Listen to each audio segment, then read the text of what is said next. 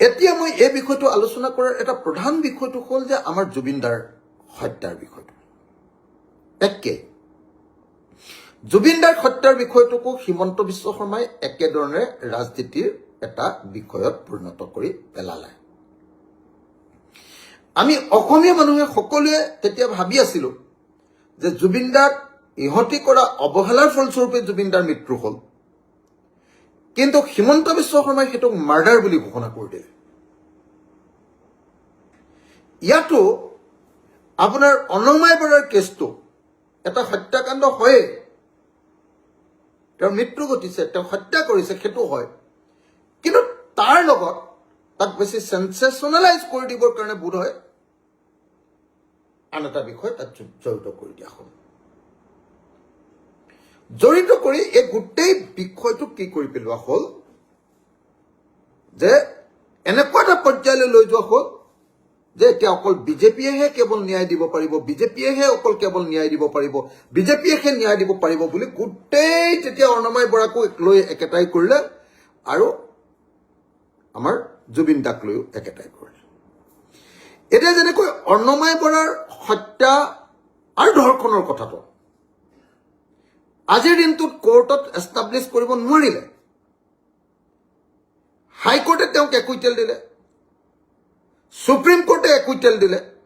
আৰু ইয়াৰ পাছত আৰু কোনো পধ্যে কোনো কোৰ্টে আৰু আকৌ তেওঁক ৰখোৱাৰ কোনো ব্যৱস্থা নাই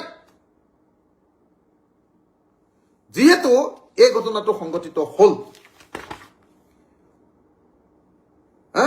যিহেতু এই ঘটনাটো সংঘটিত হ'ল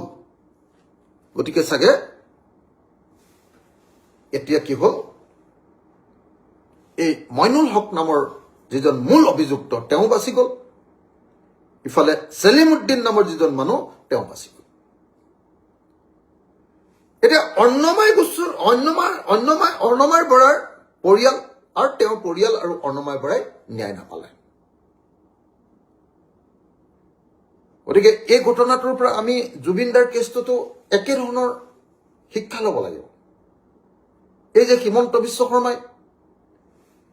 সদায় এটা ঘটনাক লৈ সাংঘাতিক ধৰণৰ এটা যে সেনসেশন ক্ৰিয়েট কৰি দিয়ে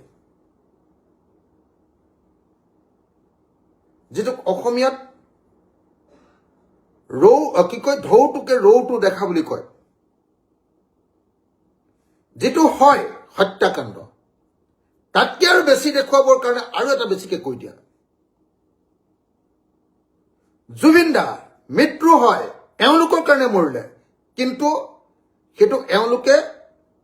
কেনেকৈ ইচ্ছা কৰি পৰিকল্পিতভাৱে মাৰিলে তেনেকুৱা ধৰণে এষ্টাব্লিছ কৰি দিলে কিন্তু এষ্টাব্লিছ কৰি দিয়াৰ পাছত মুখেৰে সেইবিলাক এষ্টাব্লিছ কৰি দিয়াৰ পাছত কোৰ্টত হেতু প্ৰমাণ কৰিব পৰাকে যদি তথ্য প্ৰমাণ দিব নোৱাৰে অথচ সেকশনটো লগাই দিয়ে তেতিয়াহ'লে আলটিমেটলি অভিযুক্তজনে ৰেহাই পাই যায় এটা জুবিনদাৰ ক্ষেত্ৰতো সেই কামটোকে কৰিবলৈ গৈ আছে